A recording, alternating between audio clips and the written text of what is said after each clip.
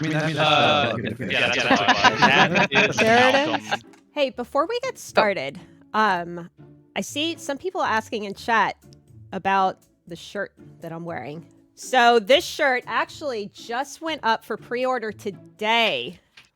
I can I guess show this you is all. a bit of an announcement, huh? This is a Not little a bit game of one, an though. announcement. What is going on, guys?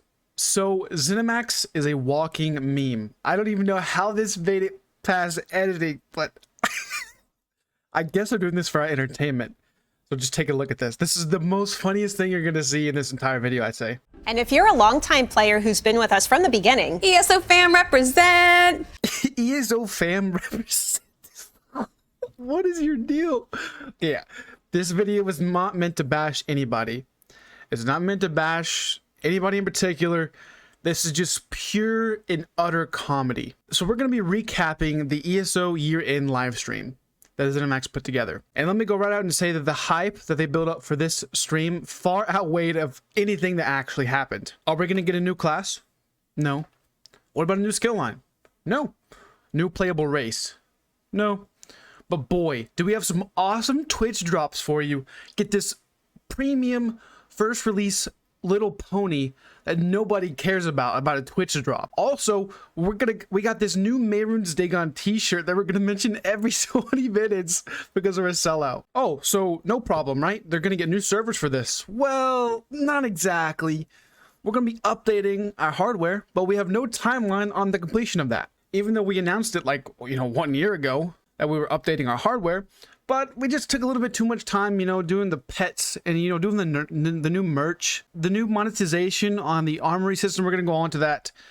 I guess you can call this a rant somewhat, but this is just pure comedy. I'm not going to be bashing anything. I'm just going to be picking apart what they're saying and kind of just talk about it. Because apparently Elder Scrolls isn't a pay-to-win game. Yeah, so we got a lot to unpack here. Just hang tight. Let's get right into it. asking, will the armory system be available in Cyrodiil? It will not be usable in Cyrodiil. The assistant will not work there. So our reasoning there was we wanted PvP and we wanted to somewhat preserve integrity there. We know that on PC there's add-ons that let you do some swapping of stuff when you're in a trial or whatever. We try specifically not to be a pay-to-win type of game, and we think that allowing assistants to be used in a leaderboard activity kind of crosses that line for us, right? Where we don't want you to be able to completely swap everything out. So again, That's a good point. So you don't want to be a pay-to-win game. Now that's very hard to believe. The armory merchant assistant in Cyrodiil or in Craglorn trials, time trials, whatever, is the least of your concern about calling a game pay to win. The least of your concern. What am I winning? Am I changing my build from a Nightblade ganker to a sap tank in PvP, and maybe I want to hold block for a minute? Okay, how is that pay to win? Or maybe I want to go from a Magblade to a Standblade because Magblade's making me want to pull my eyes out because that class is freaking trash. Okay, I guess that's pay to win, right? Here's the kicker. PC already has all these freaking add-ons, and they could change their CP basically just at a 3K cost. Who cares? 3K is nothing, right? Okay, no big deal. The only thing valuable that this thing has over everything else is to change your outfits. Oh, big deal. And changing to vampire or werewolf or human. That's it. Everything else is complete. Oh, I guess more of skills, so you don't have to go respec, right? But if you already have all the sky shards in the game on your character, it doesn't really freaking make a difference. If you're out of combat, don't see the issue here at all with pulling out your armory assistant. I mean, I can understand in PvP because you can't have a bank or anything like that, but have it at the freaking gate. Okay, in trials, I really don't care. People are gonna do what they're gonna do. Scores really are irrelevant. Like if people really look at the leaderboard for scores, like you honestly need to reevaluate your lifestyle, honestly, buddy. Like if you really care about scores that much, you have something wrong with your head. I'll just tell you about that right now. I mean, Zenimax and the Elder Scrolls Online game is not an esports game, okay? Nobody cares about your score, Timmy. I promise you that. But pay to win. You have a lot bigger concerns here. Somerset, crafting jewelry. Literally the most pay to win thing in the game, hands down.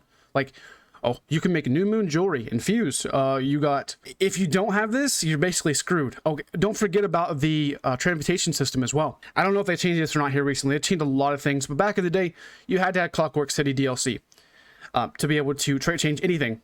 So yeah, that's like 2,000 crowns, I do believe. And space. If you don't have that, you're screwed too. You've been farming that Arx Corinium dungeon, 10,000 times trying to get that Medusa Lightning Staff or Fire Staff, whatever you guys PvE do. Man, you can't try to change it because you don't have this DLC. Oh, that's pay to win. Finally, you finally get the staff in his freaking training. Oh, look at you, buddy. You got the staff, though. That's all that matters. That's all that counts. The Transmutation Crystals is probably one of the biggest pay to wins. But yeah, mythic items like Ring of the Wild Hunt. I'm not even going to really talk about it, but it's the best mythic in the game. It's hands down leads to so much survivability, especially outnumbered PvP, but I guess I probably shouldn't open my mouth because Zenimax is definitely going to nerf it probably because I said it.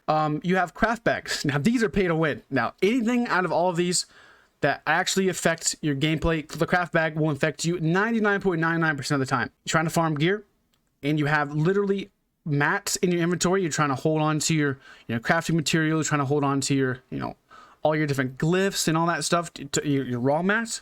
Oh, if you don't have a craft bag, you're freaking screwed. You can't get anything in the game if you don't have a craft bag.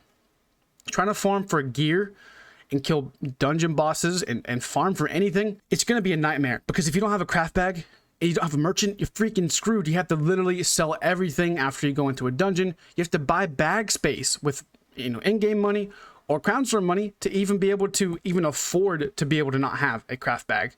It literally makes it so reliant because it doubles your bank space.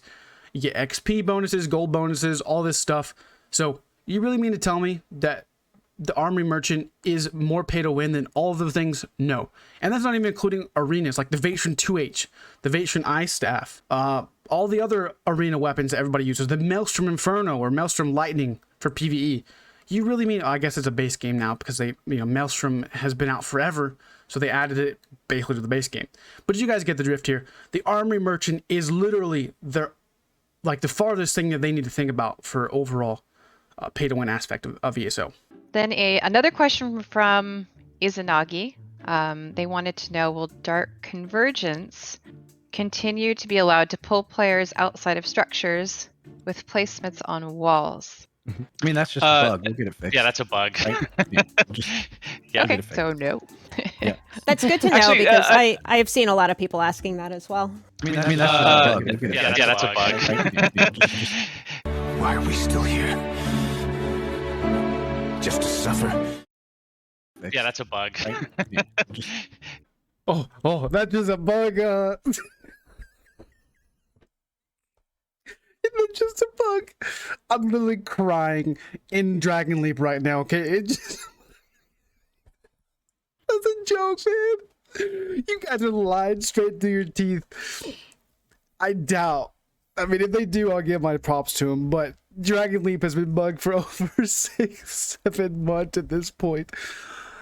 So that is honestly everything for the live stream. I kind of summed it up in like 8 minutes. Okay, guys, there's really nothing there.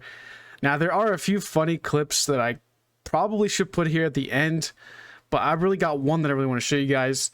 This lady, she is like at a way higher wavelength than we are, guys. Like way higher wavelength. Now, this is all out of context, kind of, but not really. She's talking about the Dremora. It's just one of the funniest clips here, and I'll leave you guys for this.